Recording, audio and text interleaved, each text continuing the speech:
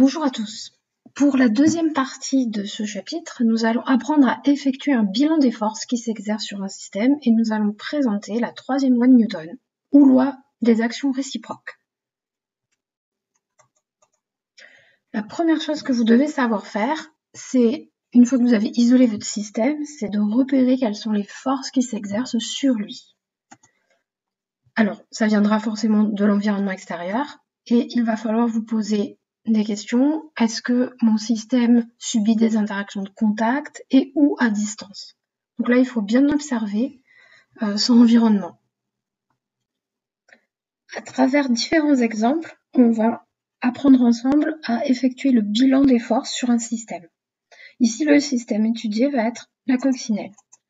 Vous avez deux choses à faire. La première, c'est trouver le centre de masse de la coccinelle et ensuite observer son environnement. Avec quoi elle est en contact, quelle action elle va subir. Donc là déjà, elle est sur Terre, donc elle va subir l'action à distance de la Terre. Et elle est en contact avec la feuille, contact direct avec la feuille, donc elle subit l'action de contact de la feuille sur la coccinelle. Ensuite, on doit trouver le centre de masse. Donc ça, c'est assez facile à trouver pour une coccinelle. Vous pouvez le placer ici. Donc, on sait déjà qu'elle va subir deux forces. L'action à distance de la Terre, ça va être modélisé par le poids. Et l'action de contact de la feuille, ça va être modélisé par la réaction normale du support. Souvenez-vous dans la première vidéo. Ces deux vecteurs, on sait qu'ils sont perpendiculaires au sol. Donc, vous devez dessiner une droite d'action perpendiculaire au sol.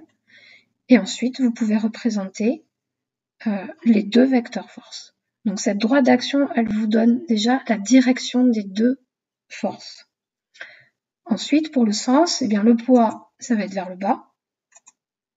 Et pour la réaction de contact que la feuille exerce sur la coccinelle, eh bien, vu qu'elle supporte la coccinelle, qu'elle l'empêche de s'enfoncer au sol, ça va être donc vers le haut, dirigé vers le haut. Ce vecteur force que la feuille exerce sur la coccinelle est assimilé à la réaction normale du support, donc vous pouvez aussi le noter vecteur R, le vecteur force R. Deuxième exemple, cette fois-ci le système change. Il va être la feuille. Donc là, le centre de masse, il s'est légèrement déplacé, il est sur la feuille maintenant. Et ensuite, vous devez observer quelles sont les actions que subit cette feuille. Déjà, elle subit l'action de la Terre, qui est une action à distance. Du coup, on va pouvoir modéliser cette action à distance par le poids. J'ai représenté évidemment la droite d'action, donc perpendiculaire au sol toujours. Ça va vous donner la direction du vecteur poids. Et ensuite, le sens, pour le poids, c'est toujours vers le bas. Deuxième action à distance ou de contact, on va voir. Eh bien, ça va être une action de contact. Eh bien, c'est celle de la coccinelle puisqu'elle est en contact avec la feuille et la coccinelle appuie sur la feuille, donc elle va exercer une force vers le bas selon la même droite d'action que le poids du coup, et le sens, ça va être aussi vers le bas. Donc là, vous notez vecteur force que la coccinelle exerce sur la feuille. Et ensuite, il y a aussi le sol qui empêche la feuille de s'enfoncer sur le sol. Et bien donc, ça va être l'action de contact du sol qui, lui, va exercer une force vers le haut. Donc le sens, ça va être vers le haut. Et la droite d'action, donc la direction, eh bien ça va être verticale.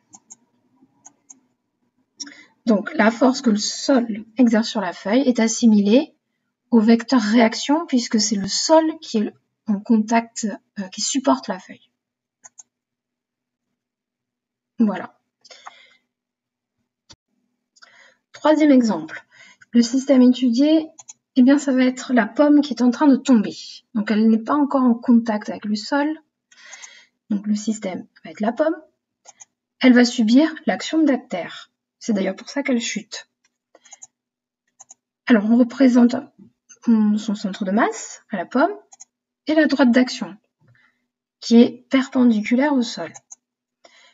Et ensuite, pour modéliser l'action que la Terre exerce sur la pomme, eh bien, on représentera le vecteur poids, donc le poids de la pomme.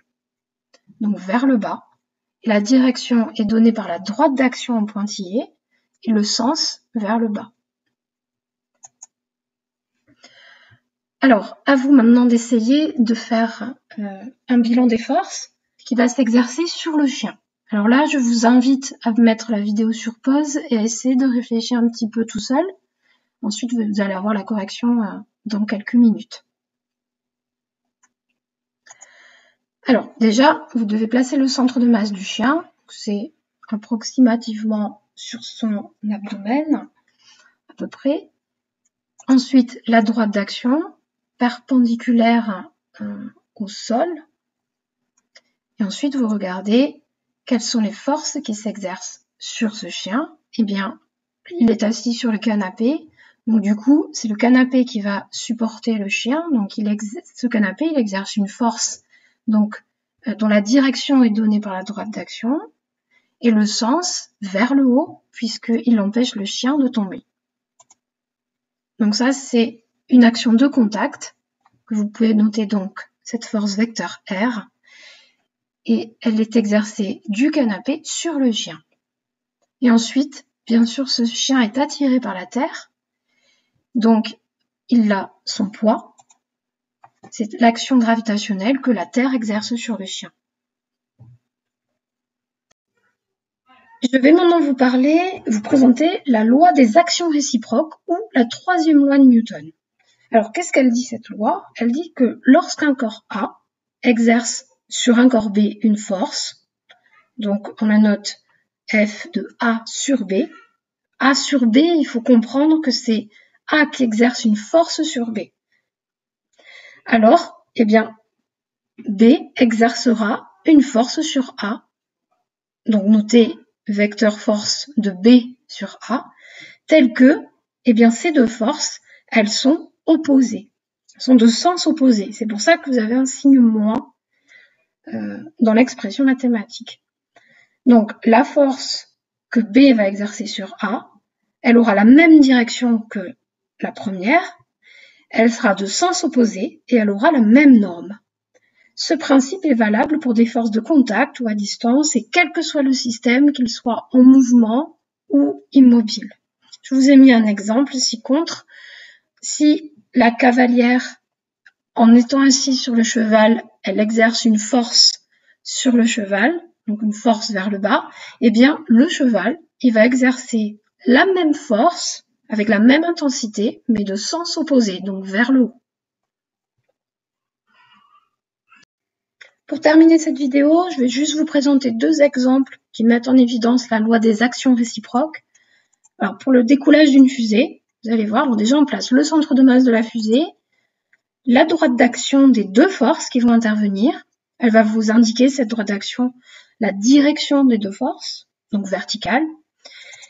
Alors, vous avez les moteurs qui exercent une force vers le bas, donc de sens du haut vers le bas, du moteur sur le sol. Et du coup, réciproquement, vous allez avoir automatiquement la force de sens opposé que le sol exerce sur la fusée. Et c'est cette force-là qui fait décoller la fusée. Deuxième et dernier exemple, eh bien le coureur, quand il démarre sa course, donc on place son centre de masse, on place sa droite d'action qui va vous indiquer la direction des forces d'impulsion, notamment. Vous avez une première force que l'homme exerce sur les starting blocks, donc elle est dans une direction donnée par la droite d'action. Et puis, réciproquement, vous allez avoir la force que le starting block exerce sur l'homme et qui lui donne son impulsion pour démarrer sa course. Voilà, c'est terminé pour cette vidéo.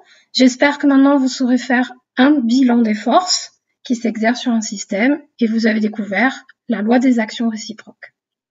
À bientôt!